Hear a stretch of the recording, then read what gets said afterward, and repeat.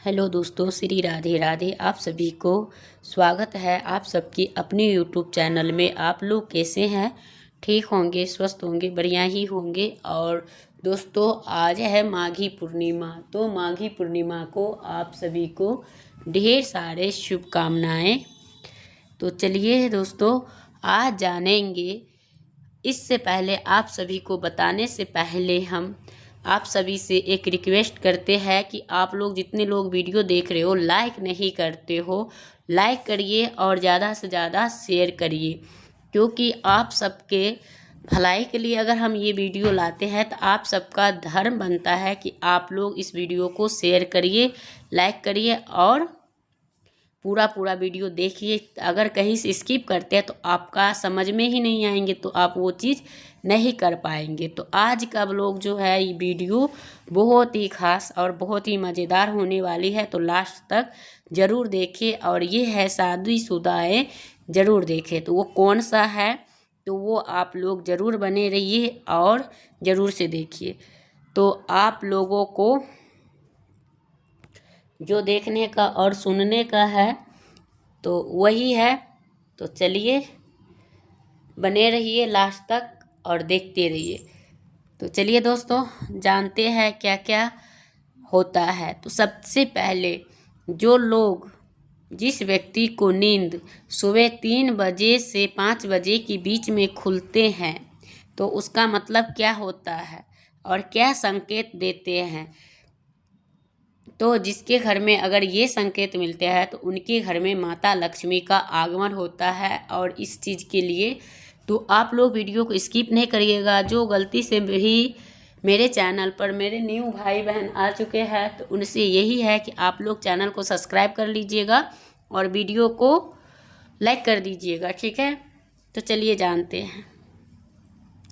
तो जो लोग को 11 बजे रात से लेके और 1 बजे के बीच में खुलती है नींद, तो उनको जो है वो कहते हैं, उनको जो चिंता और जो टेंशन में रहते हैं, उनका मतलब नींद नहीं आता है और वो लोग चिंतित रहते हैं। तो इन वजह से उनका नींद नहीं आते हैं। और जो लोग जो हैं, यानी कि 1 बजे से 12 बजे से लेके और 2 बजे के बीच जिन व्यक्ति को आँख खुल जाती है, तो उन व्यक्ति को टेंशन और गुस्सा रहता है। तो उनको कहते हैं शास्त्र के अनुसार कि पैर धो के, मुँह धो के, मुँह हाथ पैर धो के और आपको ठंडा पानी पी लेना चाहिए। पीने के बाद आप भगवान को, यानी कि गायत्री मंत्र का भी जाप कर सकते हैं।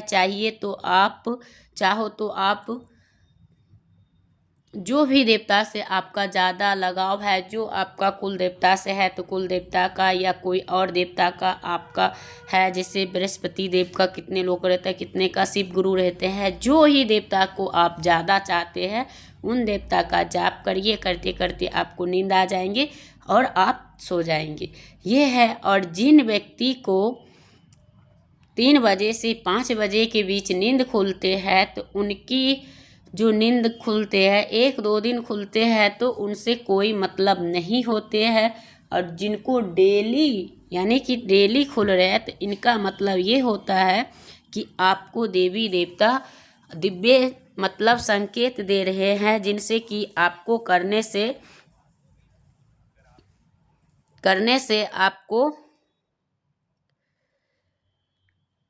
मतलब आपसे मिलने के लिए आपको चेतावनी दे रहे हैं, आपको संकेत कर रहे हैं कि आपके आसपास, आपके साथ आपके देवी देवता बने हुए हैं और वही आपके सपने में आते हैं। अगर आपको सपना में दिखता है ये चीज़ें उस टाइम, जैसे कि आप, और उसके बाद जिनको ये आँख खुल जाता है इतने बजे, तो आप लोग उस टाइम 3 से 5 के बीच में, तो आप लोग सोए नहीं और जगे रहे। और जगे रहने के मतलब यही है कि आप उस टाइम उठ जग ही जाओ, बिस्तर पे भी बैठ के आप भगवाने सबके भजन उजन गाते रहो। और 5 जैसे ही बजे तो आप स्नान ध्यान करके भगवान के प्रणाम कर लो और पूजा पाठ जो होता है वो उन चीज़ को करिए, तो अच्छा रहता है। और उनको दिव्य शक्ति मिलती है और उनको जब देव आपको जगाते हैं इसीलिए। और जो व्यक्ति सोते रहते और उनको ऐसा लगता है सपना में कि हमें कोई जगा रहे हैं, तो उनका मतलब ये होता है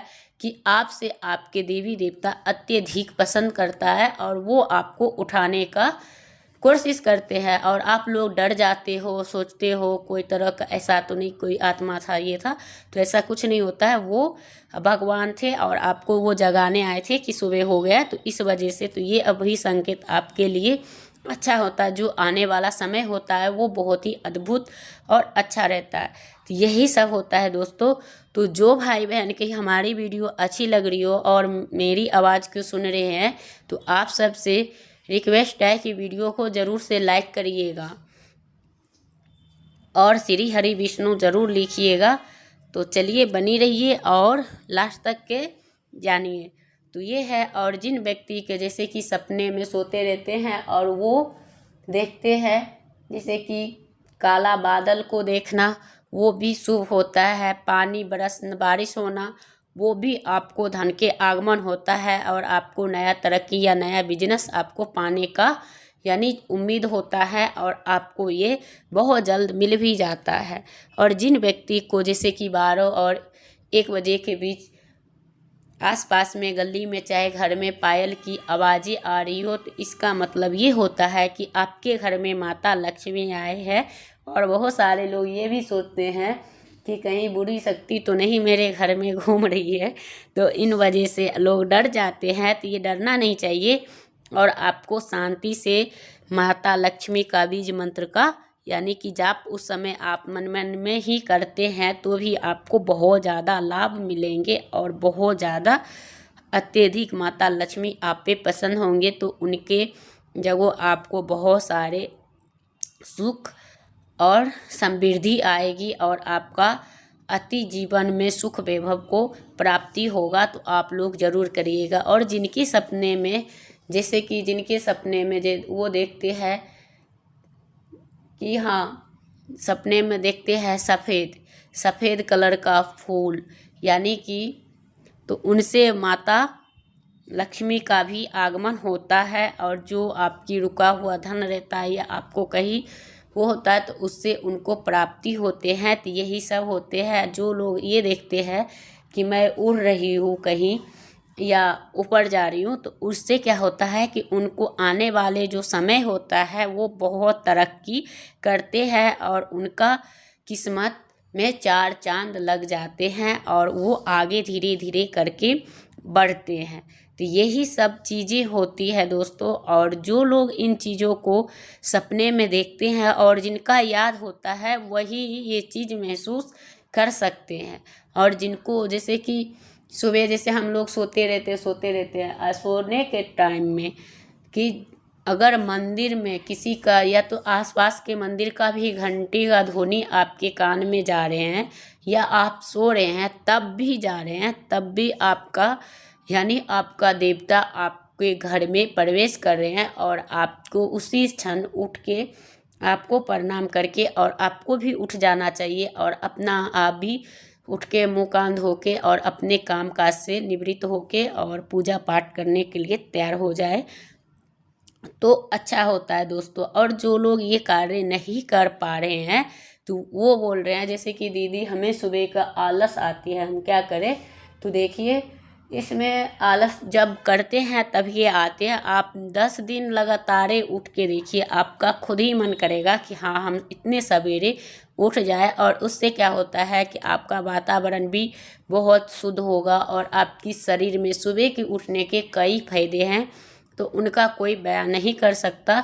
तो आप उठेंगे तो आपका उस समय दिव्य शक्ति का भी दर्शन होगा आपको और आपको वो अनुभव होगा जो आप समझ सकेंगे। जब आप देवी देवता से अटैच होंगे तब आप उठेंगे तो आपको डेली उठने का मन भी होगा। और जैसे आप शाम के सोते हैं ना रात को, तो आप भगवान से हाथ जोड़कर प्रार्थना करें कि हे प्रभु आज का दिन जैसा भी रहा अच्छा रहा और आज के दिन बीतने के लिए धन्यवाद करना चाहिए इंसान को।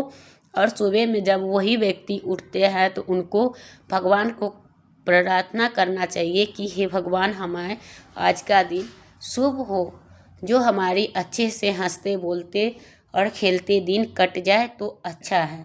तो ऐसे करके अगर हम सोते हैं और शाम में जैसे अगर हमारे घर में कैसा भी स्थिति हो, अगर हम भगवान के धन्यवाद दे के सोते हैं तो जब हमारी मृत्यु होती है तब भगवान इन चीज़ को गवा देते हैं कि हाँ ये भक्त हमें, मतलब जब कष्ट में था तब भी हमें पुकारता था, जब सुख में था तब भी पुकारता था, और जब दुख में था तब भी पुकारता था। तो भगवान आपसे पसंद होंगे और वो आपको रक्षा करेंगे। और आपको मनुष्य पे भरोसा कभी नहीं करना चाहिए, भक्त पे भी भरोसा कभी नहीं करना चाहिए।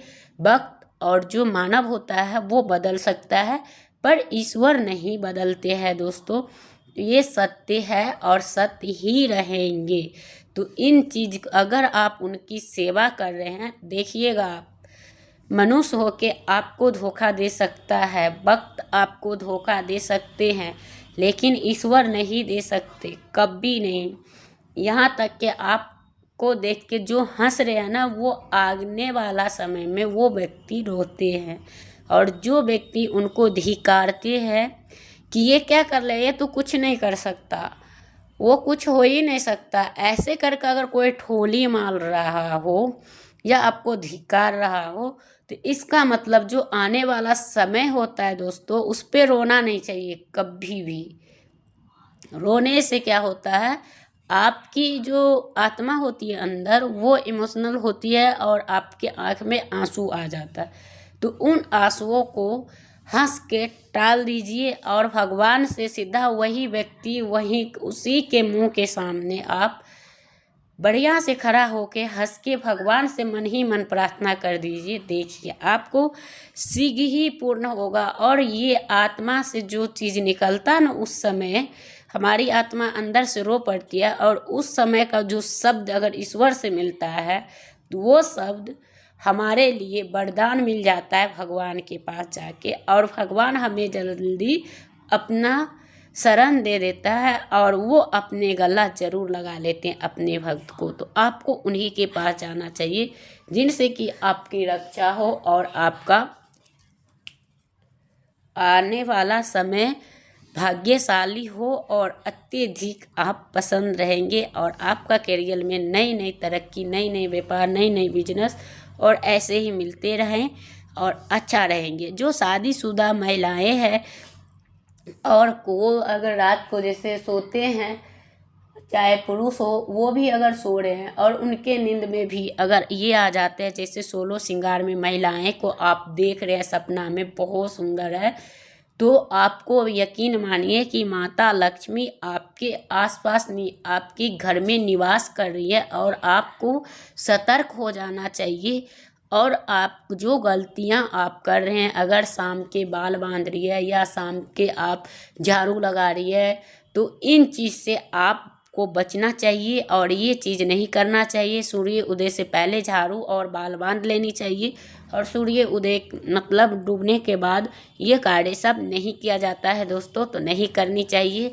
और माता लक्ष्मी के दोनों टाइम घर के मंदिर में एक दीपक जलाइए और हमेशा दोनों टाइम धूप जलाइए, जिससे आपके घर में से सुगंधित खुशबू आते रहे। और महीना में हो सके तो गूगल का धुआं भी करना चाहिए।